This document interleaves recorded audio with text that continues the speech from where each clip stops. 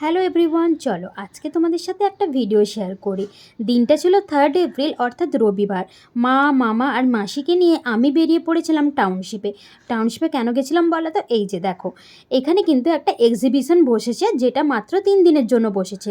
প্রথমে ঢুকেই কিন্তু আমরা এখানে খাবারের বেশ কিছু স্টল দেখতে পেয়েছি, যেখানে ওয়াও মোমো আছে।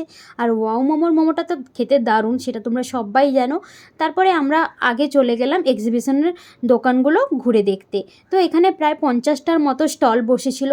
খুবই সুন্দর সুন্দর জিনিসপত্র রয়েছে, অনেকেই কেনাকাটা করেছে, তবে আমি কোনো কিছুই কেনাকাটা করে উঠতে পারিনি, কারণ প্রত্যেকটা ড্রেসই ছিল ফ্রি সাইজের ওপর, আর সেটা কিনলে আমাকে কিন্তু কাটিং করতে হতো, তাই আমি আর এক্সট্রা খরচ করলাম না। তো বিভিন্ন দোকানগুলো ঘুরে দেখলাম, এখানে বেশ আইটেমগুলো দারুণ রয়েছে ঘর সাজানোর জন্য। যেহেতু আমাদের ঘরটা এখনও কমপ্লিট হয়নি, তাই এখন থেকে আর কিনলাম না।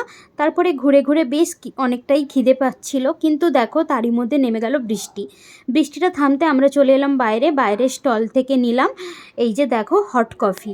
তো আমরা 3জনেই খাচ্ছি, কারণ মাসি ভেতরে স্টলগুলো ঘুরছে।